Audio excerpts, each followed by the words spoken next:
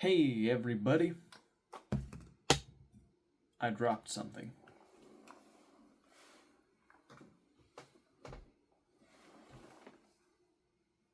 This is what I dropped. Hey everybody. Today I will be talking to you about how the diet is going and what happened today. Let's do this. So,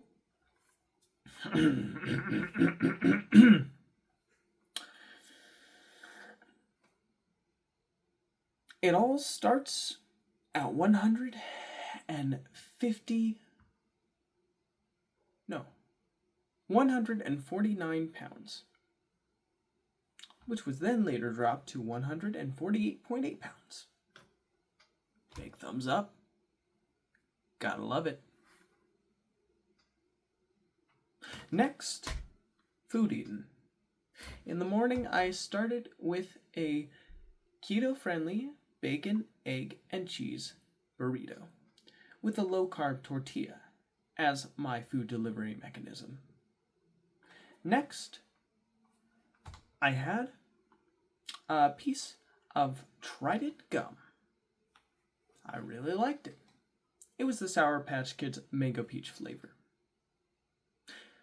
Next up,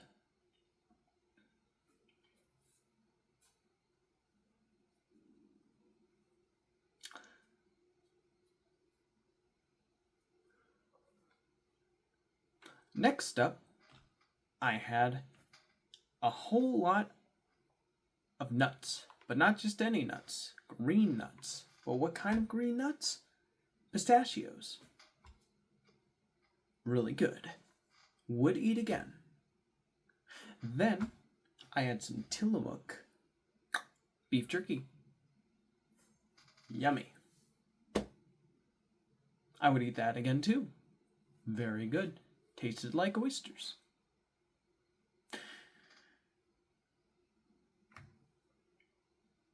Then I had a bowl of chicken soup with ginger, chicken,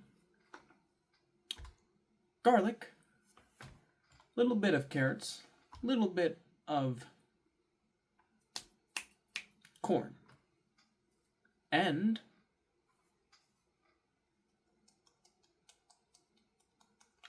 lots of onions. That was all right. Not sure how much corn I had and if that would kick me out of ketosis. Just a little bit was at the bottom of the bowl.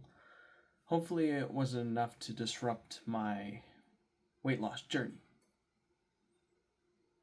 Then, the last thing I had was a cup of coffee and a peanut butter and jelly low-carb tortilla wrap made with a keto peanut butter and only 1 tablespoon keto jelly, sorry about that, and 1 tablespoon of regular peanut butter. Really enjoyed that. And I have not taken my vitamins yet. I will after recording this though. Exercise, manual labor, working with my mom and sister out in the backyard, but we'll get more into that very shortly. But if you must know the briefing. Picking up a heavy wheelbarrow with a bunch of dirt and dumping it into the front of the house in designated squared off area. Squatting to pull out some stakes that were in the ground. And digging holes.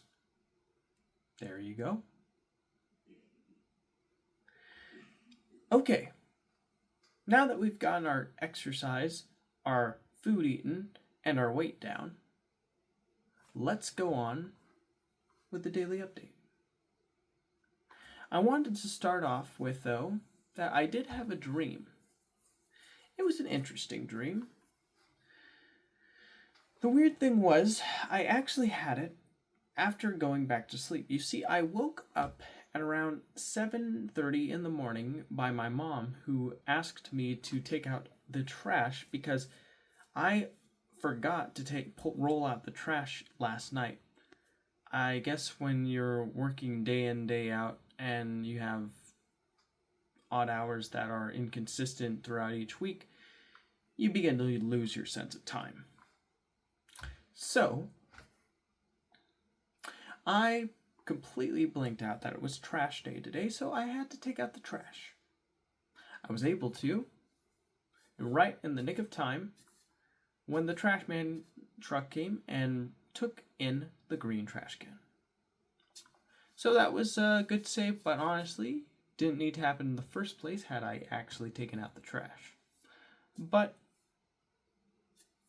hey, it was able to be done, so that's a big good win in my opinion. My mom was very grateful that I immediately got up and took out she took out one of the trash bins and I took out the other two. Afterwards, I went back to sleep and I had a really vivid dream. This is the dream I was going to talk to you about. In this dream, I was in the living room and there was a female orange cat and a male orange cat with a white chest. And they had 4 kittens, 3 of which looked to be freshly newborn orange baby kittens, and the 4th one was a strangely malformed baby kitten, which had a really tiny, sticky-looking body with like a face that looked shrunken in. Have you ever messed around with one of those mirror apps on an Apple computer where you click the photo booth mode and go through the different filters, and there's one that like morphs your face to look wide or really tiny? Okay, that might be a dated reference because I'm sure most people would use filters like on their phone on apps like Instagram, or maybe that's even dated. I don't know. I'm so disconnected from the whole technological scene that I'm just picking up with what I remember last. Well, anyways, the cat's face looked like that, but instead of being a filter, it was just how its face looked. It was like a little tiny face, like on a stick of a head, and yeah, it was really bizarre. And I remember picking up and holding it, looking at him before waking up. And that was pretty much my dream. I remember feeling really happy to see the cats, and I really enjoyed their presence. It brought me much excitement just to see them walking around. Then I woke up again. This time was later, and when I got up, our family friend and my mom were talking, and my sister was up too, and we were all gathered in the kitchen. My sister wanted breakfast. I wanted bacon.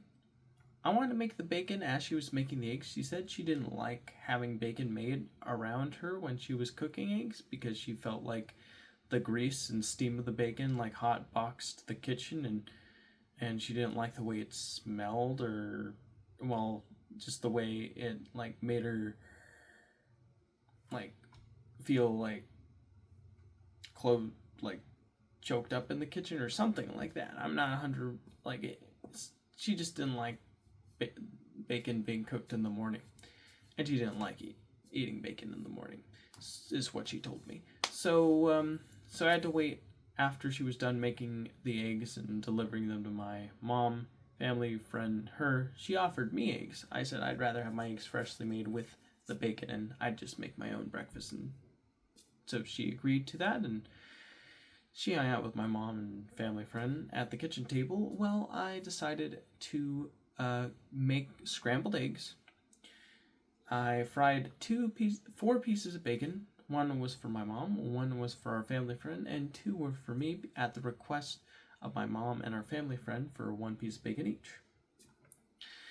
Once I was done frying the bacon and scrambling the eggs with lots of butter on a nonstick pan, I heated up a 0-carb tortilla and I put the egg and the bacon on, and I realized something was missing, so I got a block of Tillamook cheddar cheese and I was able to grind that on top, and then I wrapped it up and had myself a pretty killer breakfast burrito. I made a cup of coffee, and I was all set. I was hanging out with my mom, family friend, and my sister at the kitchen table. We were having a nice chat, having some really valuable family time. I did get a call from my job. They wanted to know if I wanted to work today from 8 to 5 at around 7:30. This actually, I'm jumping back in time. This was around when I woke up the first time, helped take the trash up into the front and got into the house. My phone rang, I picked it up. This wasn't at 7:30, this was at 7:08 actually. So, I don't know why my mind jumped a bit ahead. I misremembered a bit. But it was at 7:08 actually. So I woke up at 7 by my mom to take out the trash. Anywho, I was asked 8 to 5, but if I didn't have any plans today, like helping my mom and my sister out in the backyard, making it look nice, and the fact we had a movie lined up and ready for us to watch in the form of Wicked for Good, I would have accepted the offer. But because my schedule was already stacked up, I had to decline. Which I think was for the best. It is important to make a living, especially in these financially hard times. But it is also equally important to make strong memories with the people you love. Way more important, actually. So, of course, I value that more than the paycheck, and plus everything was already arranged, so wouldn't be able to make it work. So I had to decline. Then, after that, I did go back to sleep and then wake up later. And then the whole breakfast thing happened, and now we're up at this point in the story. And after I was done eating and we had our nice little family gathering, my mom said that we needed to get the backyard ready because we were going to have a New Year's Eve party where we were inviting members of the church to the house, but we needed the backyard to look nice. And the backyard was looking a little rough, so we had to do quite a few things. We had to dig up dirt that was in the front of the house and move it to the back so we could level the dirt. Then we had to move lemon trees that was in the back of the house to the front of the house and in separate pots. That way, we could have that area designated and made for the grass mats that we had ready. This is real grass, by the way. I forget the exact name of it, but it's a type of grass mat where you put it down, you water it, you give it some time, and then the roots slowly take hold of the dirt underneath, and then it becomes a new sort of layer of floor of grass that looks really nice once it's fully, ready to go. So, yeah, we had to make sure that that area was fully, ready. The lemon tree situation was a bit on the difficult side. My sister was very emotionally attached to working with the lemon trees because she had started growing them and she wanted to do it the right way, but my mom just wanted the grass mats on the floor by the end of the day, by the time we need to go see the film. So she and her got into a few altercations, but ultimately at the end of the day all we needed to do was we did a little research. We found out that the trees are very resilient. All they need is a new fresh area where they can spread their roots and take hold and grow, and just decent amount of water and shade, and eventually they'll grow into some nice lemon trees.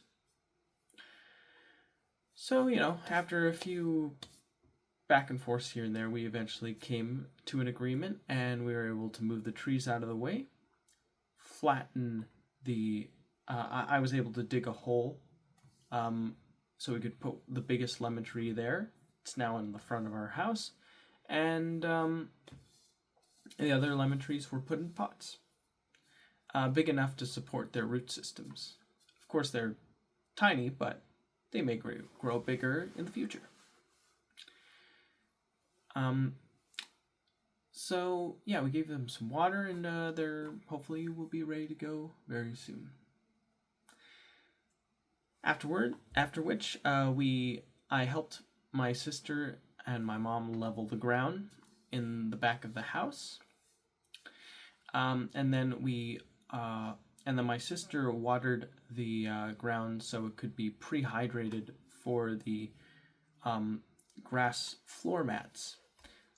As she was doing this, she did spray some water on the side of the den, and a little bit of water did leak at the corner of the room, but I was able to come in and dry it up real fast.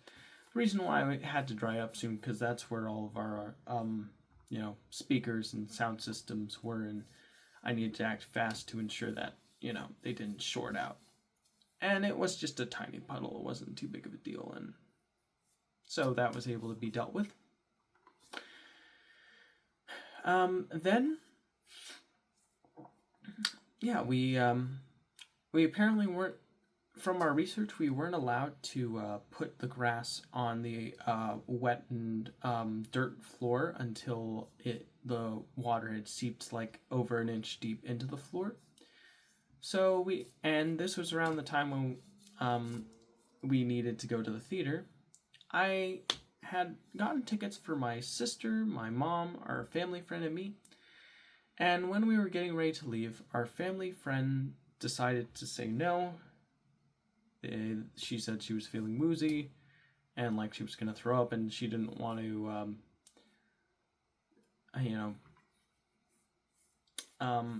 be involved because of that. So I refunded the ticket and gave her her money back.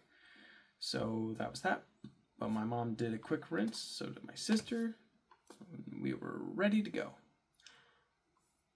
Right, I almost forgot to mention, I also took a shower after breakfast. Did I say that? I don't think I did. I don't remember saying that. But yeah, so we were all freshened up. I did get some dirt on my shins from doing the yard work, but that was dealt quickly with a quick wetting of a napkin and wiping the legs. I stocked up on some pistachios in a little baggie with some meat, some beef jerky, tahini flavored, and put them in my pocket in a little itty bitty bag. And we were off. We drove I drove everybody to the theater, me, my mom, and my sister.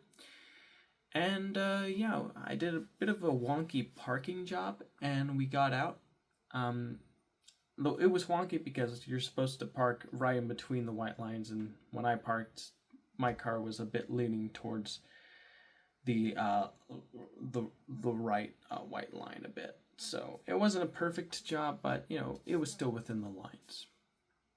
Then we went out, and as soon as we got into the theater and showed proof of our purchase through the app of the theater we used, we got in, and luckily we arrived right when the movie was starting with the opening music number. It was clearly a recap by the sound of it of all the events that transpired prior to when the movie began. So it kind of fit right in, because yesterday me and my sister did watch Wicked Part 1 in preparation for Wicked Part 2. I guess Wicked for Good.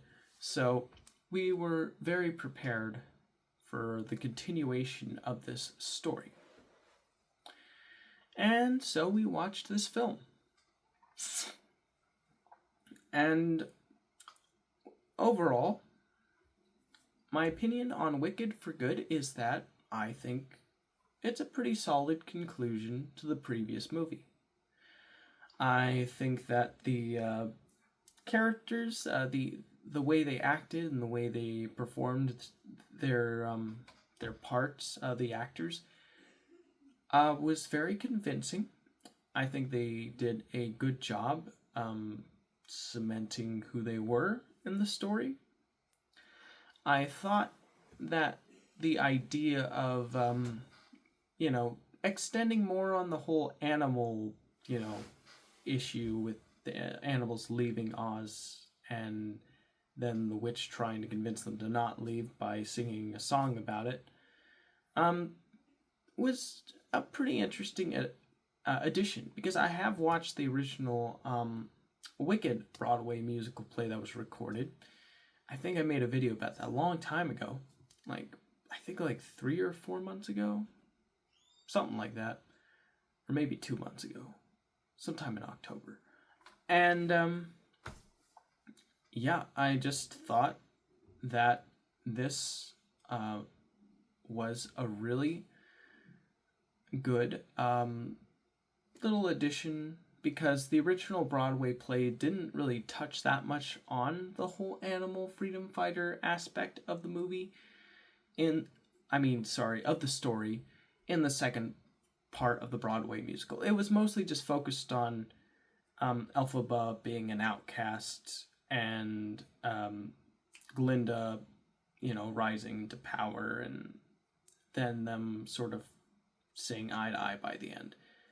All the stuff about the animals was kind of gazed over, with the only most notable indication of the continuing plot line of that part of the story being Dr. Dilliman not being able to speak anymore in the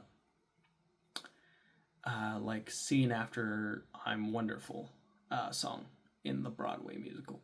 So yeah, and overall, the changes they made were interesting. I liked hearing new music by the guy who wrote and composed the music for the original Wicked. He wrote 2 new songs, I think, for this movie. One was There's No Place Like Home, obviously a homage to the classic There's No Place Like Home from the original Wizard of Oz line. And there was a new song for Glinda that I don't remember from the original musical.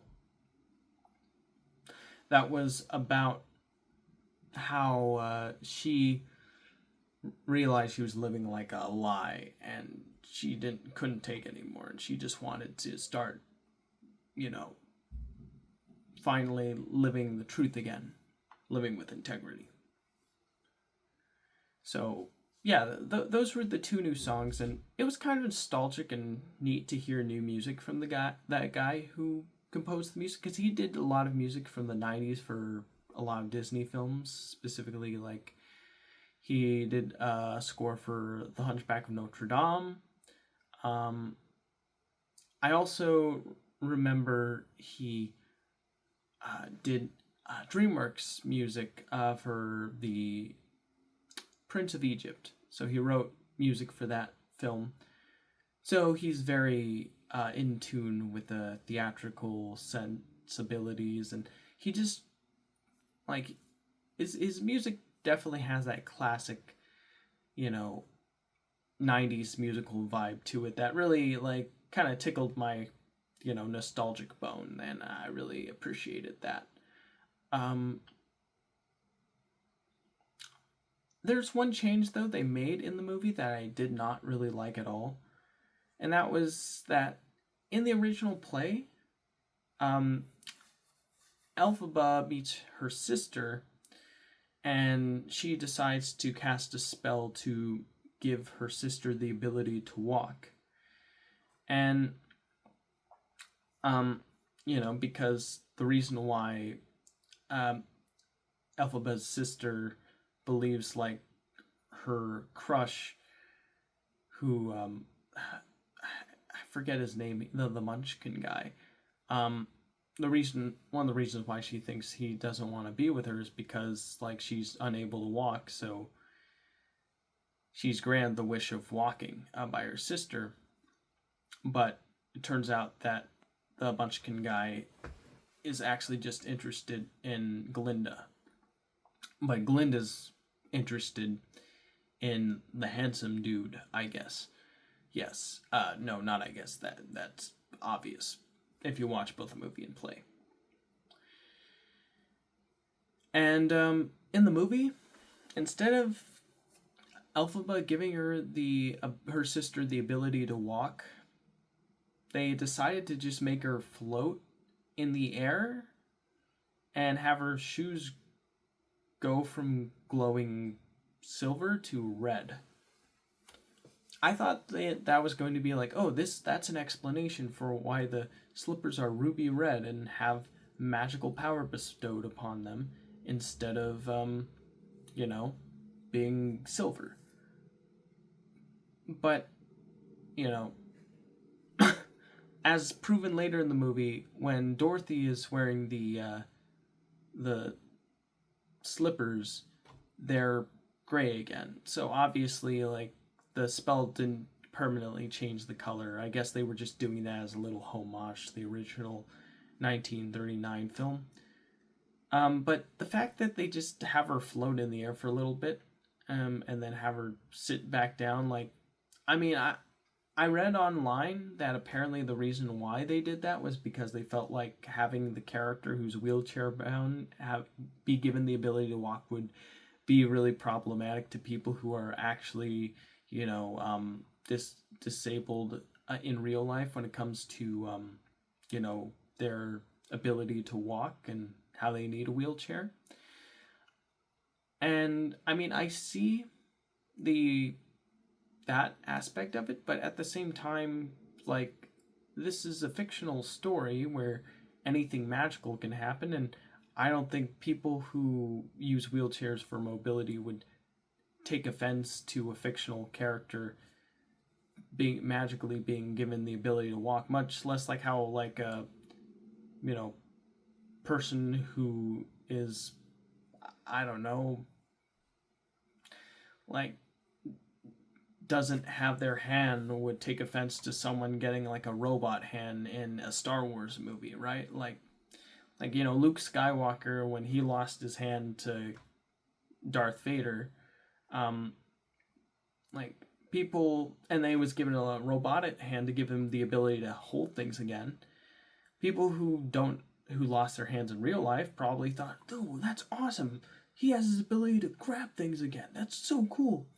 And, I think the logic would apply naturally to a fictional universe story like The Wicked 2, right? Where, ooh, wow, that person got their ability to walk again through magic, I guess the reason why they did was because they felt like, oh no, if we do that, it's gonna send a bad message where people who have the inability to walk in real life will feel like they're being belittled because walking is better than not walking and being stuck in a wheelchair. We don't want any bullying, so we gotta make, like, I don't know. If someone was wheelchair bound and they watched the original Wicked Broadway musical and they just enjoyed it fine, I don't think they would really bat an eye at a scene like that where the character can walk again. They'd just be accepted as this is a fantasy film where anything can happen. And man, I wish there was a magic spell to make it so I could also walk. And I don't know, but that's assuming a lot. But ultimately, what I am saying is, like, you should be allowed to do whatever you want in a film. And I guess what they decide, technically they did do whatever they wanted, but whatever they wanted was within the intent of making it seem like they weren't belittling people who didn't have the ability to use their legs. And I mean, I could see the good nature, the what do you call that, good intentions behind that, like, but ultimately, I think it would have made more sense if the character had the ability to walk. But that, because, like, they probably would have been like, oh, this is the reason why I was, like, not, like, seen as, like, this was the thing that kicked off my relationship with this guy, And maybe this was the biggest hurdle with why I wasn't allowed to be with this guy. So maybe if I have this hurdle taken away from me, I can finally be with my true love, you know? And then when that doesn't work, she takes things out real hard by removing his heart, and then the witch brings him back, but as a Tin Man. So I don't know. I feel like it made more sense in the play than what they decided to do with the movie, which honestly I just thought was really silly in my opinion. It's supposed to be, a fantasy film. Why not do, things like that? It's a weird situation. It's a weird situation. But anyways, I think I've gone on long enough about that scene. But anyways, moving on. Other than that one scene, which is probably the most interesting change between the play and this adaptation, it's pretty much fairly loyal to the original Broadway musical, to the point where it's like, yeah, this is just the big screen adaptation. Not much to say other than it's Wicked, but movie form. And I thought the ending was interesting. The fact that Elphaba decides she's too much of an outcast to really, be accepted by Ozians. So she decides it's best if, like, she's the enemy that unites all of Oz by having her being taken out by Dorothy at the end. And I understand why, like, they do it, because, like, oh, this is how the original film did it, so we got to figure out a way to fit that into this story, so that way, we can fit the two universes together, kind of, even though the events don't exactly line up perfectly, and there's some discrepancies between the 1939 movie and this film. Like, there's no ruby red slippers, they're silver slippers. Elphaba shows up. Well, she's not really Elphaba in the original 1939. She's just the Wicked Witch. Shows up after Dorothy arrives to Oz and is greeted by the Munchkins, and then says, "Was this you? I can make accidents happen too." Oh, and her and Glinda meet, and then she decides to disappear after Glinda threatens, like, indirectly her with a house dropping on her. So clearly that doesn't really line up with the events of the film, unless you, like, create a headcanon where, like, all those events did happen, and then she just decides to show up again after everyone's gone to confront Glinda. But then that feels like you're doing some serious mental gymnastics just to haphazardly fit the original movie with this story. It's just its own universe, and I mean, but the weird thing is, like, when you do have certain characters show up in the movie, like, for example, the Tin Man, he looks very identical to the Tin Man from the original 1939 film. So that creates some confusion right there. So is this the, like, original, like, Tin Man from that film? But if so, he was, like, seemed to be acquainted with and knew about the handsome dude, right? Like, with a British accent. So how come he didn't recognize him immediately on their, little adventure? Or was it because they both just look so radically different when they see each other again that they just assume that they're, strangers that have never met? Like, see what I mean? When you try to fit the events of the original, like, film, which this movie is obviously, like, inspired by, with this movie, and you try to line up the events, it doesn't really line up that well, and it just kind of is a weird off version of the story that just feels more confusing than anything. Clearly, like, the focus is on the relationship between Elphaba and Glinda, and you're not supposed to think about, the Dorothy and the Tin Man and the Scarecrow and the Cowardly Lion. They're all side characters in this film, but the fact they're brought up and the fact that they're, treated as, like, oh, these are supposed to be the characters that, like, are intersecting with the main overhead story, and the Wicked story is supposed to add additional context to the original story. But then you watch the original 1939 story, and it's like the Wicked Witch seems like kind of irredeemably wicked in that one. Like, she threatens like a girl by saying, "Well, if I can't get those slippers, I'm going to give you till the count of this time clock before you die." And they try to explain it in the play where she's so freaked out about like Dorothy having her sister's, slippers, that she won't let her have it, that it puts her in a manic rage. But the weird thing is, like, she just seems a bit more calm anger in this movie. And in the original play that I watched, the performance by Dina Menzel, I hope if I get that name wrong, I'm sorry. The original actress who played Elphaba in the Broadway musical, she had a more, like manic performance, which captured the spirit of the original Wicked Witch of the West, which made, even though certain events and plot lines don't really feel like they perfectly match up, it at least made the spirit of the original Wicked Witch character feel more connected with the Wicked version of this character in the form of Elphaba. So the fact that she didn't go like and crazy, only like she did that silly laugh like around when she met Glinda after Dorothy went on her quest to see the Wizard of Oz, and and it was just a brief moment where she laughs like the Wicked Witch, but that was like the closest thing that came to like the manic, crazy energy of the original witch. And everything else, she was just kind of reserved, and I just thought that was kind of, I don't know, they held back, and I don't like when movies hold back. I like when movies really, if a character is required to be on edge, make the character on edge, And yeah, so that's a mixed bag for me. I don't know. Of course, you could say, oh, they're two separate universes, so it's okay if the character acts different in one version of this universe than the other.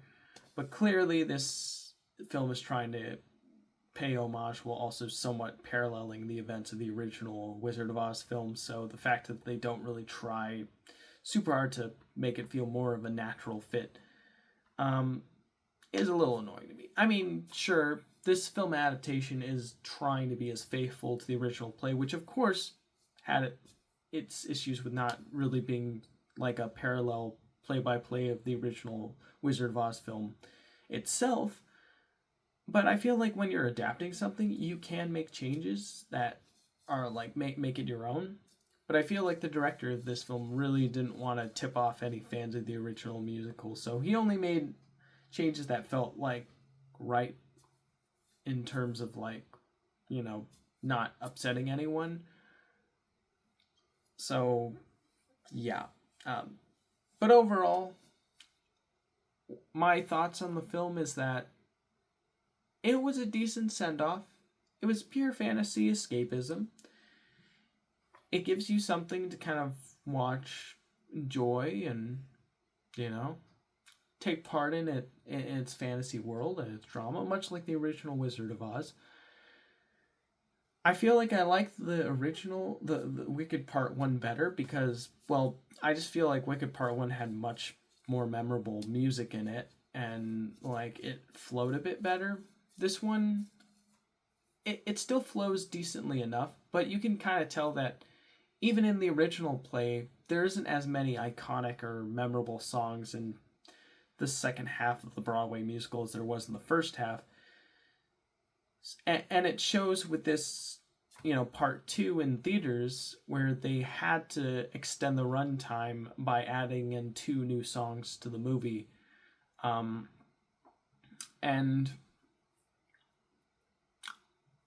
I mean, are they as good as any of the songs from part 1?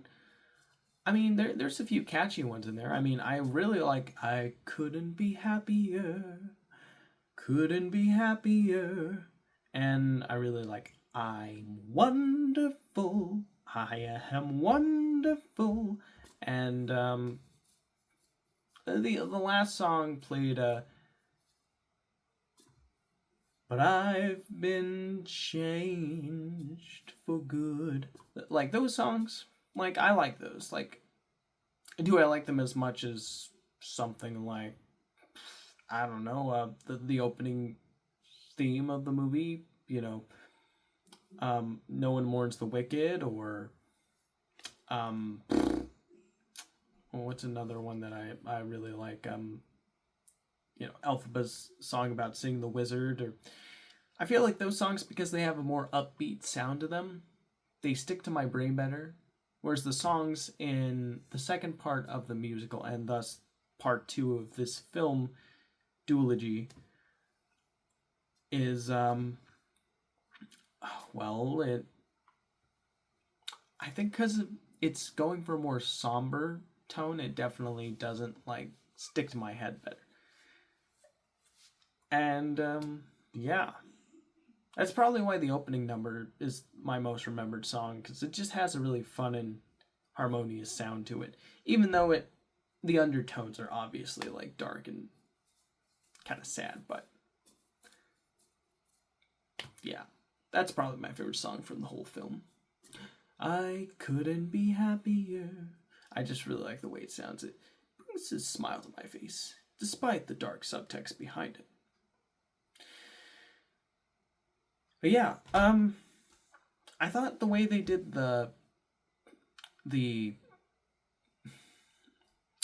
Tin Man was kind of creepy. Like he felt like he had like a bloodlust in this movie. Like it was like he had like really angry, intensely angry expressions on his face, and he was like, I mean, I guess I don't blame him in terms of like the Wicked Witch of the West, or Elphaba. She transformed him into a metal monstrosity, and he lost all of his humanity. So I totally get why he has his motivation. Um, I don't know. I feel like the motivation of the Scarecrow is less obvious. Like, I guess you could make the argument that, earlier in the movie, the guy who ended up becoming the Scarecrow was putting on a performance pretending like he didn't like the Wicked Witch, but the only reason why he was pretending that was because he knew everyone else didn't like her at all, and the only way to get to her was, and to not be seen as an enemy of Oz, was to pretend to not like the witch too. And so I guess when he obtained that new identity of being the Scarecrow, he decided to also retain going against the witch, because he knew the reputation that she, that was being labeled on her by Oz. So and because he had a new appearance, he didn't want to raise any eyebrows about who he really was. Otherwise, maybe he'd get like punished or something by like the guardsmen or whatever. I mean, you could come up with headcanon until your head spins, but like overall, it is it's not the focus of the story, I suppose.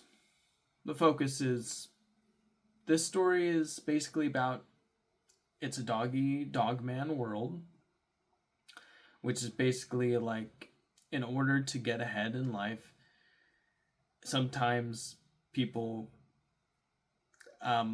skew their morality in order to be the king of the world. And sure, did they have to step on a few heads to get there? Yes, but ultimately, it paid off, and now they can sit pretty and be the king or queen. And they can do it by spreading lies and deception and giving people someone to look at instead of them to put all their problems on. And those are the general themes, and I think the movie does an interesting enough job exploring them. And because it takes something that's so innocent and so like family friendly, like the Wizard of Oz, and it uses that as sort of like the introduction to thinking deeper about like the real world and the implications of like choices that are made in the real world that cause people to make the decisions they do. And I think that's an interesting talking point about this movie. And yeah, overall, I thought Jeff Goldblum did a good job as the wizard. I mean, let's be real, he just plays himself in every movie. He doesn't really play a character. He just plays a version of Jeff Goldblum. But this version of Jeff Goldblum was fun to watch, and he always kind of adds a sort of a nice, comforting, nostalgic feel to any film he's a part of. Mostly because like I grew up with a lot of like I grew up with the Jurassic Park films, and he was in those, and so like I know who he is.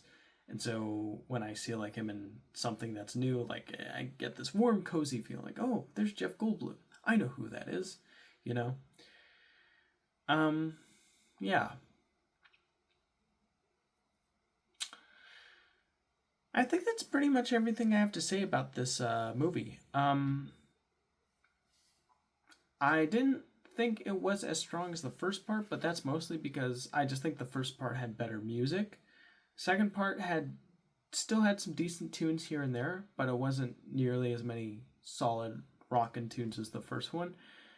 And it definitely was more somber and ended on a strange note where oh yeah, I was talking about that, but I kind of got carried away with like other things, right? Like where the witch decides, if they want an enemy to hate, then I'll be that enemy to hate, just as long as like everyone in Oz can accept like animals as being citizens, and the wizard leaving forever, and Madame Marble leaving forever, and all that. I don't know. I feel like, giving all the opportunity to the, girl who doesn't have any, like, one hating on her, to be the one to bring change. I guess it's like a realistic interpretation, like the underdogs, like, because they already have this label instilled on them, they will have a difficult time, making it, so they decide to leave instead. But I don't know, I feel like if Glinda explained the situation to the citizens of Oz, they probably would understand. Just seems like an odd way to end the movie. Just seeing the witch and the scarecrow walking off into the desert, like, not knowing if they're gonna survive or not. It's kind of a somber way to end this duology. I don't know if there's gonna be any more movies, because there was only one Wicked musical. The guy who wrote the original Wicked book didn't make a series of books. And, I mean, it's entirely possible they could simply just make a third movie based on the second book and just have the guy who wrote music for the Broadway musical write music for the second book. But I honestly don't know what happens in the second book and if it has any relation at all to the events of the Broadway musical or the film. So not sure if they could even continue this franchise. I mean, I guess we'll have to wait and see. But the way they ended it was pretty sad. Yeah. And I'm giving this one, I mean, I reserve anything that's an 8 or higher for something that personally impacted me in a significant way. Like, something where I watch it and I'm like, wow, I got something out of that. Like, and I could see myself watching that again. I give an 8 or higher. Something where I feel like there's lots to appreciate here. There's a lot of really good production value. It does a good job at taking the story and bringing it to life in a visually creative and interesting way. And it's it does have some things to say, but there's some things that kind of I don't agree with on a personal opinion style level.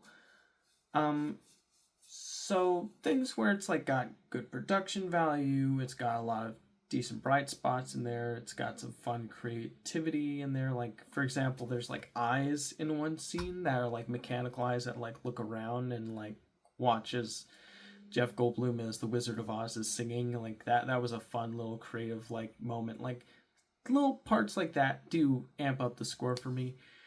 But overall, is this a film that impacted me personally? I'm not gonna say that I did. Like films that impact me personally are films like The Substance or Contact or the Lord of the Rings trilogy.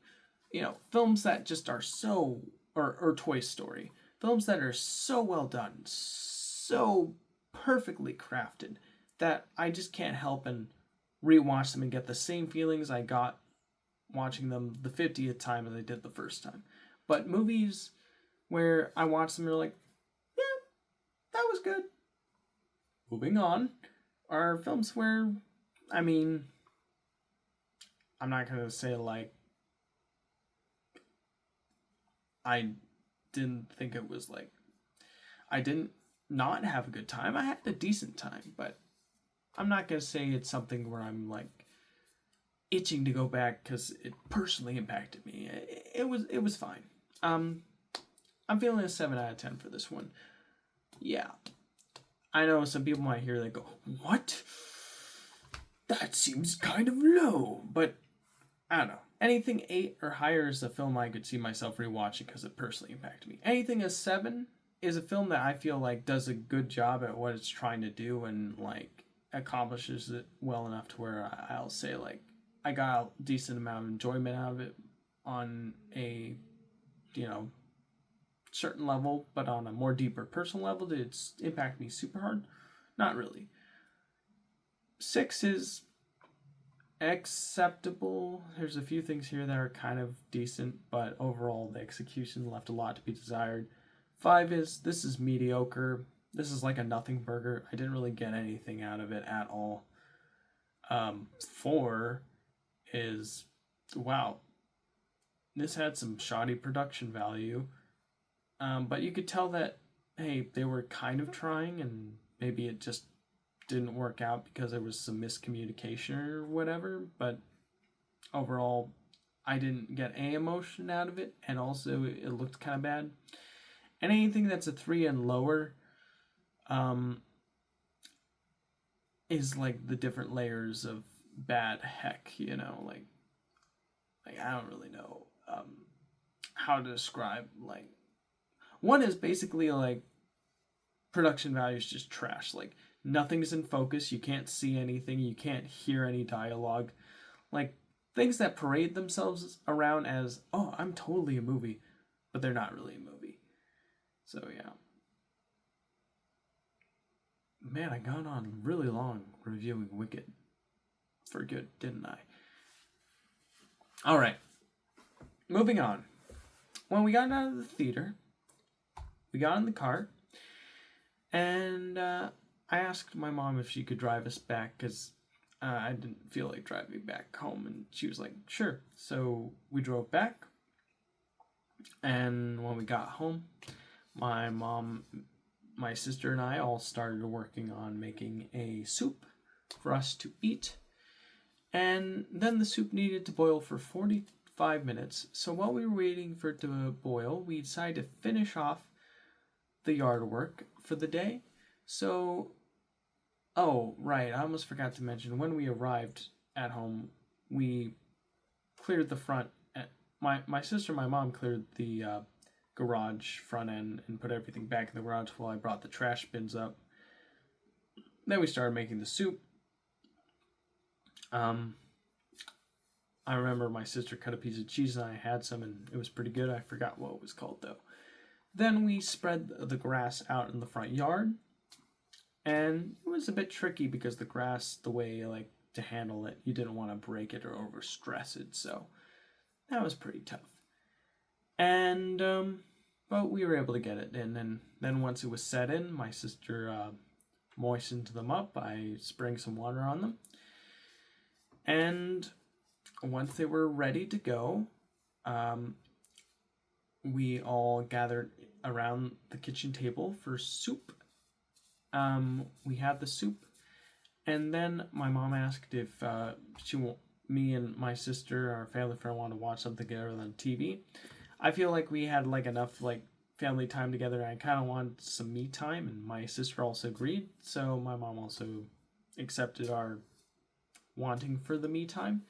So she decided to watch something in the living room with her family friend. My sister went on her phone, and I went on the TV watching a new video from a YouTube channel called Magic Mush about marketing campaigns that backfired or were considered like something catastrophic, which was a really interesting video. I really found interesting for sure. So right before I started watching it, I decided to make a peanut butter and jelly keto wrap with a warmed up keto tortilla, low carb tortilla.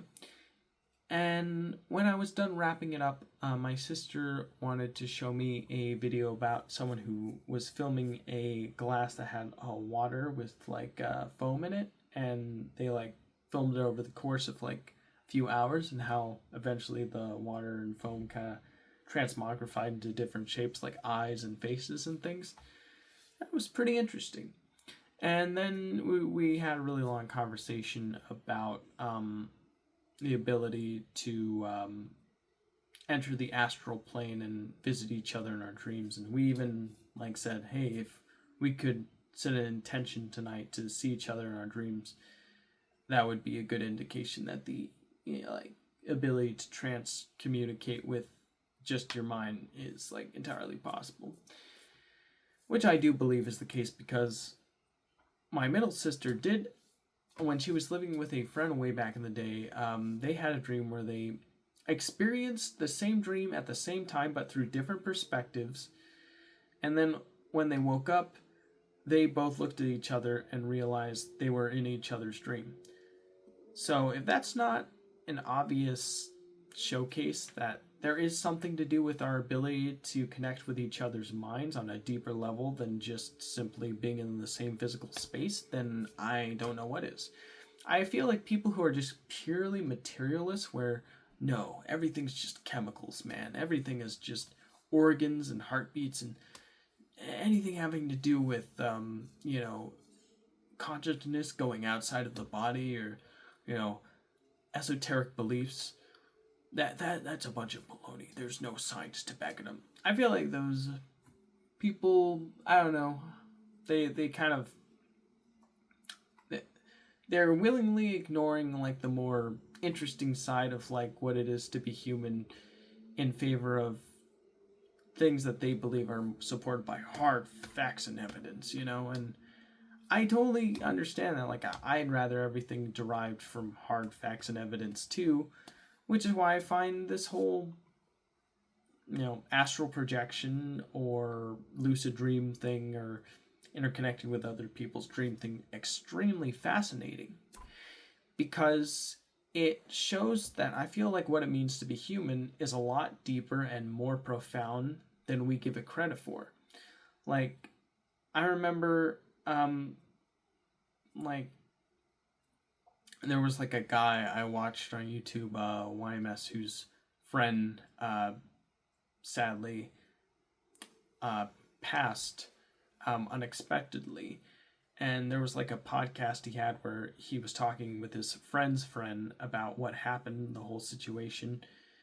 And I remember like his friend's friend said, you know how people say like, ooh, I could sense that he was gone. No, I didn't get any sense. Like, it was just another normal day. So when I found out it happened, it was a shock. I feel like,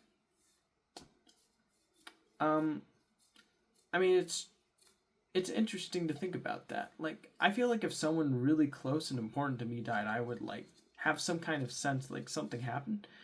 But then again, I don't know. That hasn't really happened to me other than, well, my cat recently, Avery. But even then, like, I was there in the room when he left us, so that doesn't really count. Like, it's gonna be a while before I can say someone that I truly deeply cared about, like, died and, like, I got a sense that they were gone. But, yeah. I only bring all this up because, like, I feel like if you're able to talk and communicate with someone through a deeper, more, you know,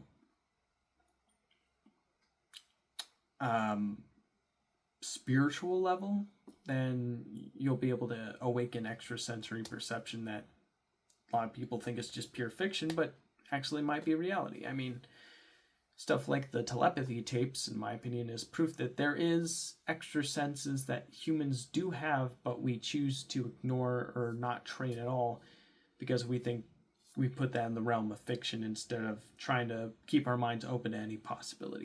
That's all I'm really saying. Yeah. Man, I've been rambling a lot this video, haven't I? I don't know. I have something that interests me that I like talking about. I guess I go on and on and on. Well, anyways, yeah, after we're done talking about that, I had my coffee made and I went to my room and I watched the Magic Mush video. It was a really interesting video. It was about various weird pranks. Like there was like one about a game called Dante's Inferno where like EA was doing some crazy advertising where they were like having a group of protesters saying that like EA is like the devil, but it was actually a bunch of paid actors who were pretending to be upset Christians about it to try to drum up publicity. Interesting way to advertise your game. Another one was Cartoon Network with the Boston bomb threat situation, where they just put a bunch of like glowy signs of a character from a show called Aqua Teen Hunger Force to promote a movie for the show. But then the people who live in Boston started noticing these light bright signs and thought that they were, threatening. So they called their governor and their law enforcement, and then Cartoon Network got in huge trouble, or the president of Cartoon Network at the time, who had been responsible for the, identity of the network up until that point, decided to resign because, apparently he was seen of giving the network a bad name, of being too edgy and too, hardcore with how they were marketing. And then that ended up having a really bad knock-on effect where a new president was hired who didn't like cartoons and wanted everything to be a live-action show and didn't fund a whole lot of animated series for Cartoon Network. I remember when that happened when I was a kid, and my sister was upset about it, and my middle sister, and I thought, yeah, what the heck, what were they thinking? But yeah, I guess that backfired because after 3 years of doing that, they realized, oh, this is a stupid idea. We're gosh dang Cartoon Network. Let's make cartoons. And then we had another golden age for about, 5-6 years, from 2010 to 2015 or 16.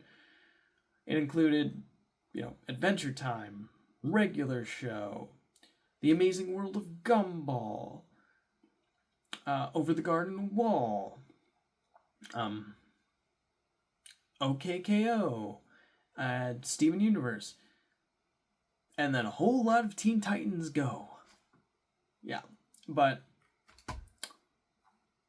yeah, there you go. So it was and now Cartoon Network's pretty much dead. I mean, it makes sense. Like, people don't really tune in. Children don't tune into TV anymore. If they want to get entertained, they probably go on TikTok or on YouTube and watch a bunch of brain rot videos instead.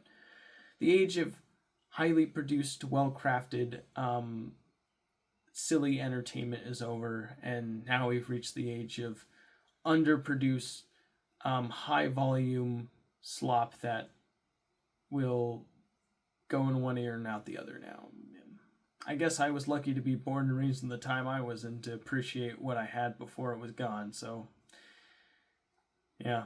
That's not to say there's nothing good being made anymore. There's like, Glitch Entertainment is a studio that's making stuff like Amazing Digital Circus and other shows, and yeah, I think I've talked on about that, though, the whole indie animation scene and how it's the saving grace for modern animation now, so I'm not going to get into that in this video.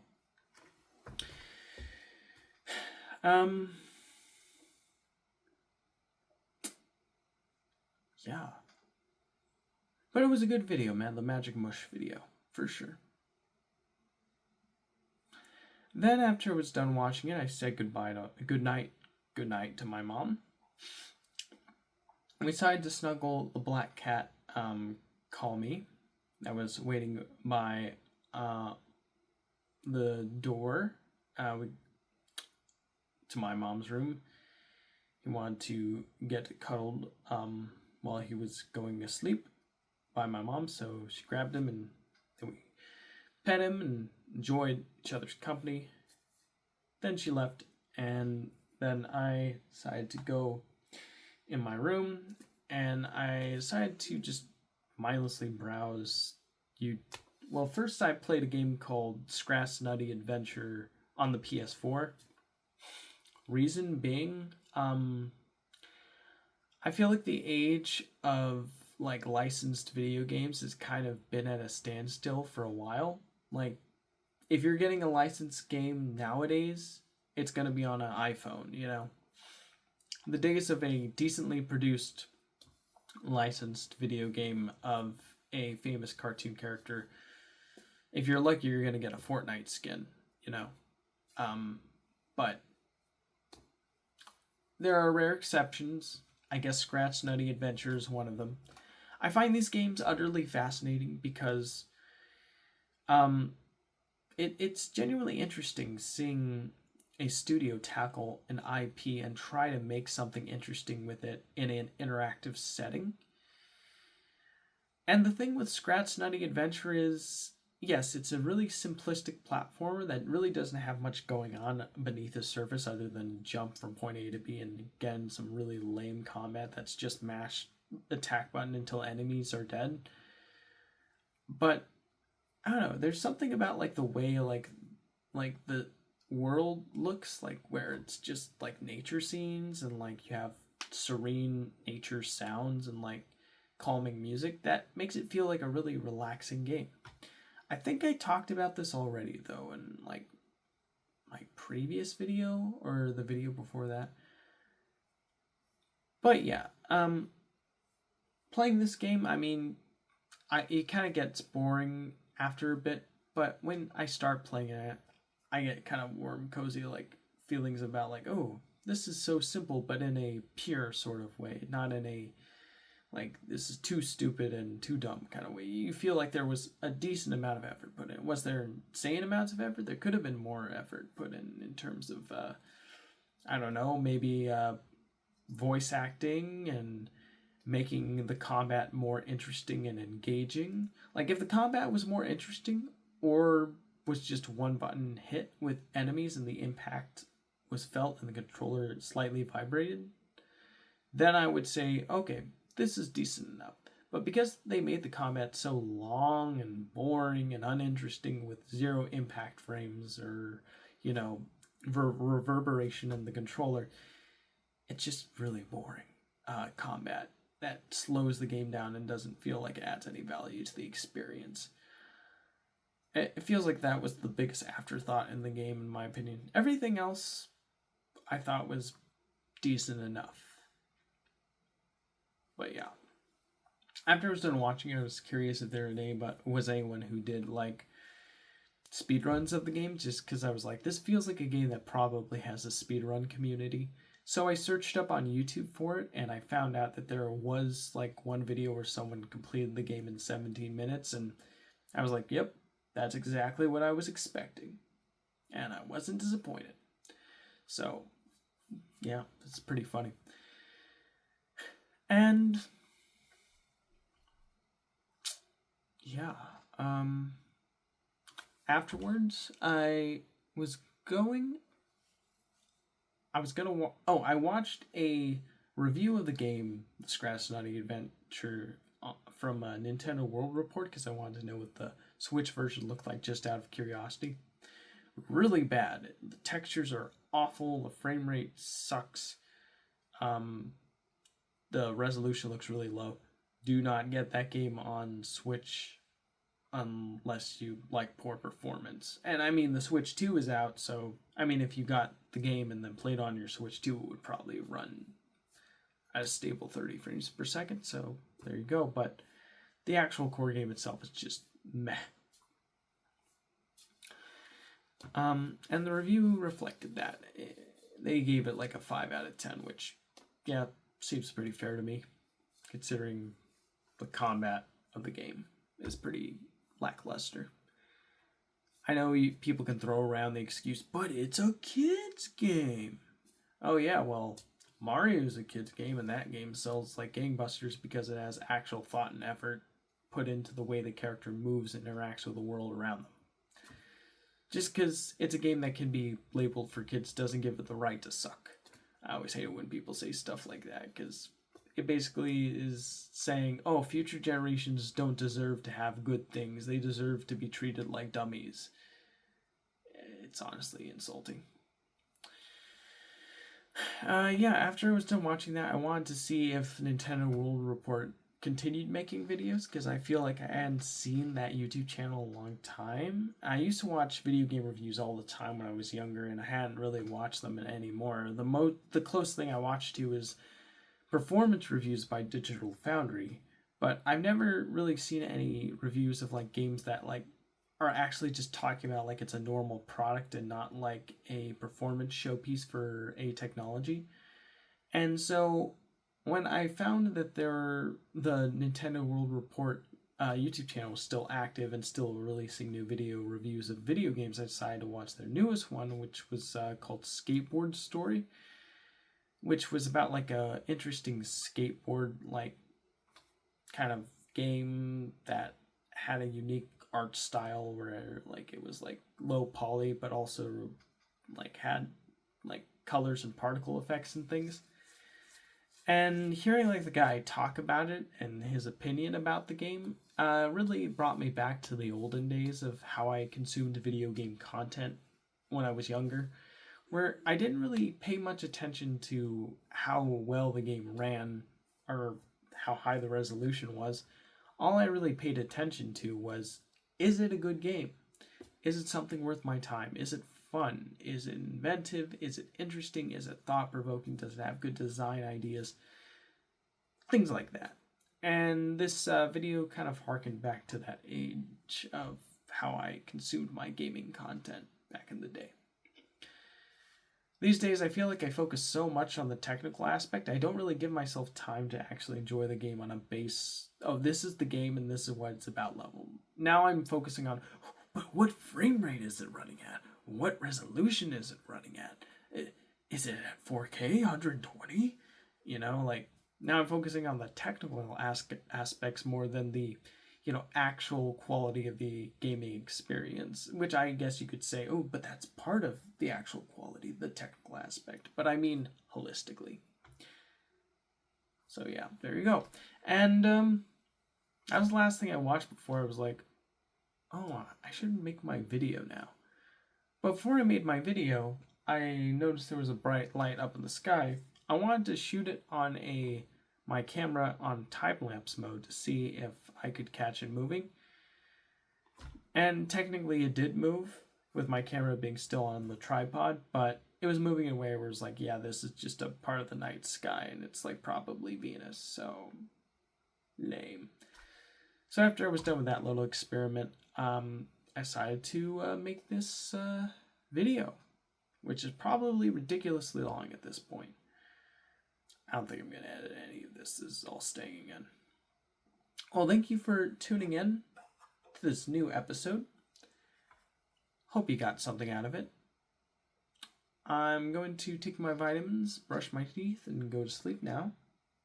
Tomorrow I work from 3 p.m. to 11 p.m., so I'm going to have a really long start to the day. Hopefully I can get some things done. Maybe like I haven't worked on my YouTube channel in like a ridiculously long time. Not this YouTube channel, the one where I'm actually trying to put my effort in, which I haven't. If you've been watching all these videos, which I don't know.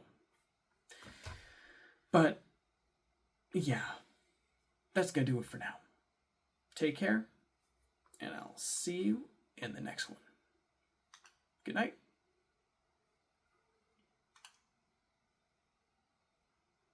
Good night.